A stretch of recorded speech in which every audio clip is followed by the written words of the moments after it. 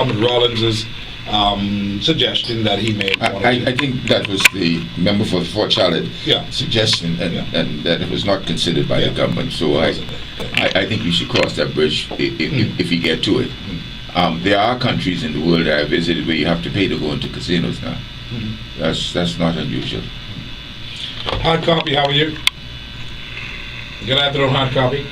Okay. Well, great.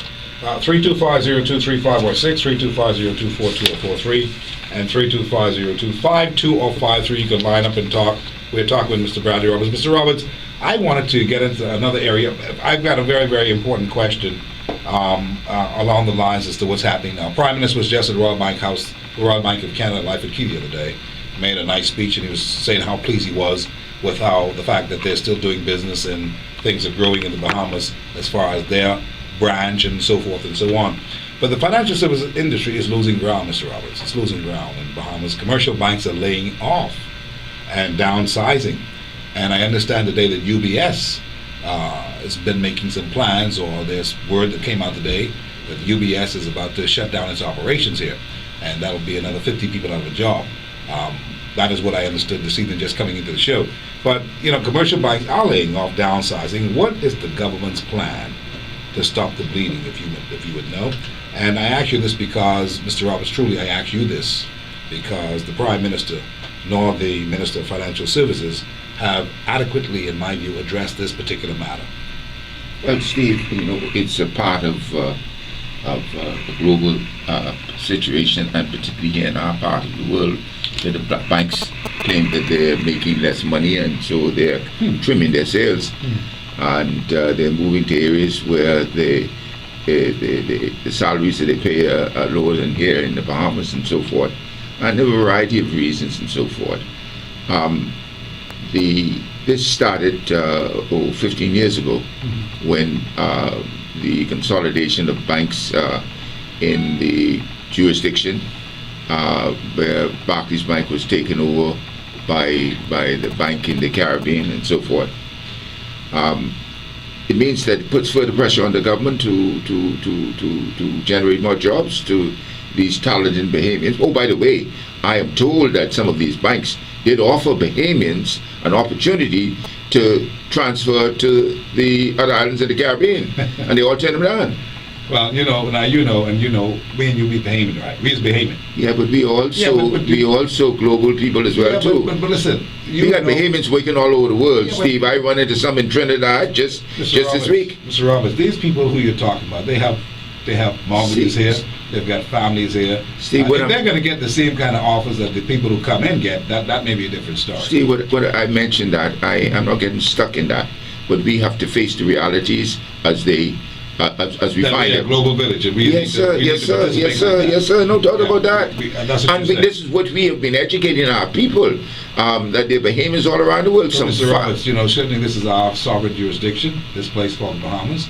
Our responsibility, first and foremost, is to our sovereign citizens in the Bahamas. And I'm asking you, sir, what do you know are the plans of the government to stop the bleeding? Steve, as I said, the government is challenged in that regard, in that the economy. You mean we're not making any plans? I mean, I'm asking Steve, I cannot answer that, Steve. I am not a part of the government.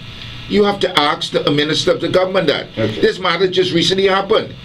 This has been happening, Mr. Roberts. You just said this matter today. Yes.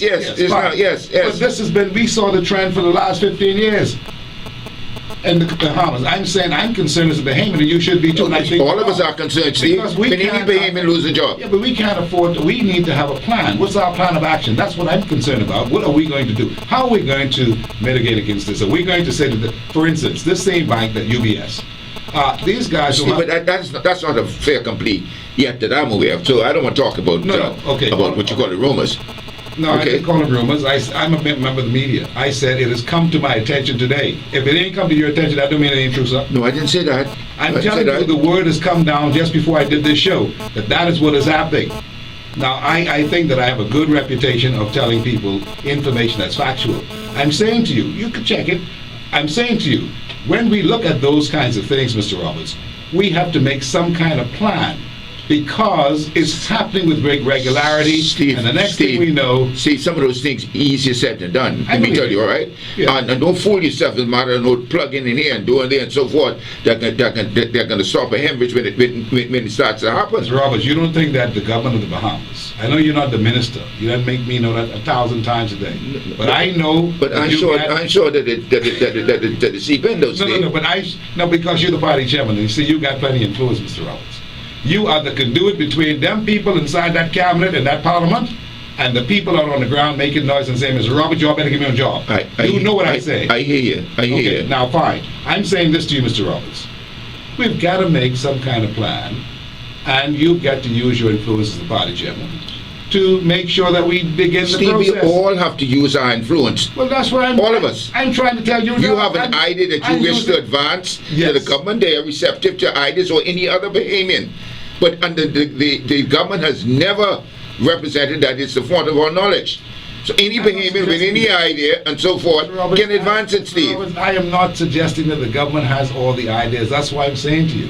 I'm asking you if you know of anything that's in the works that we may be planning. No to more than mitigate against this the kind of Minister of thing. Financial Services. You don't think has a been- statement could be made by the Minister of Financial I'm Services? sure he to say has that, made- Look here, you guys are now take it easy. What is going on here? I mean, couldn't he assert his authority? They met with them. That's what I'm trying to tell you. And the banks told them that Bahamians are offered the opportunity to go and work elsewhere in the Caribbean. We accept that.